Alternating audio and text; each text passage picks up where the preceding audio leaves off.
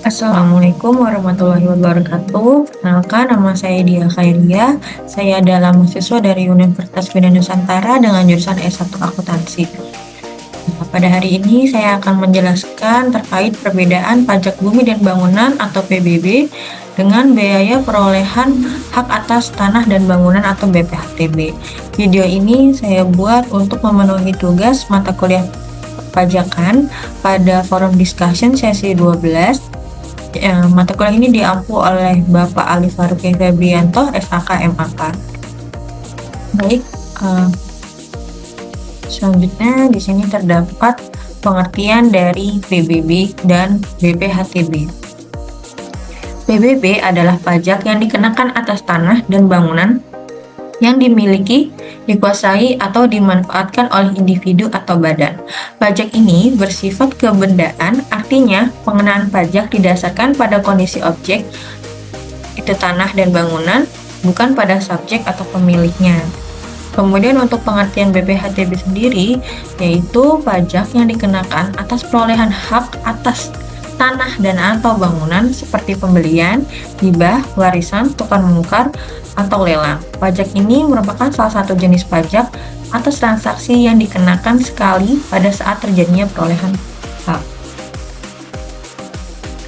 Kemudian untuk subjek pajak PBB ini adalah pemilik atau pengelola tanah dan bangunan, baik individu maupun badan hukum. PBB ini lebih terfokus pada properti yang dimiliki atau dikuasai secara terus-menerus. Kemudian untuk subjek pajak BPHTB itu adalah individu atau badan hukum yang memperoleh hak atas tanah dan atau bangunan.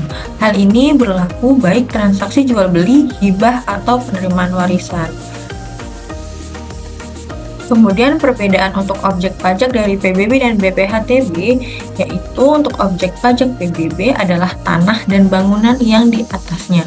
PBB tidak melihat apakah tanah dan bangunan tersebut digunakan untuk kegiatan komersial atau pribadi.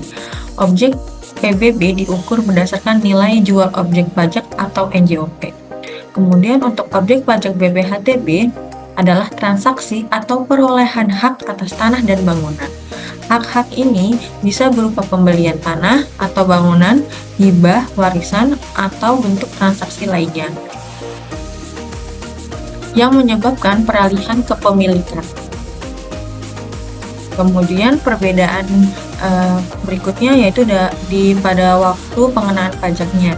Untuk PBB itu pengenaan pajaknya dipungut setiap tahun berdasarkan nilai objek tanah dan bangunan pada tanggal 1 Januari tahun berjalan.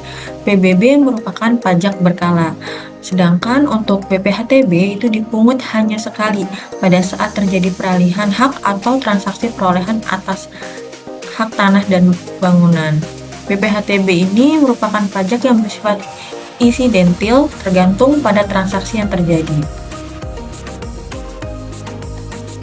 Kemudian di sini juga terdapat perbedaan terkait peran pemerintah pada BBB dan BPHTB.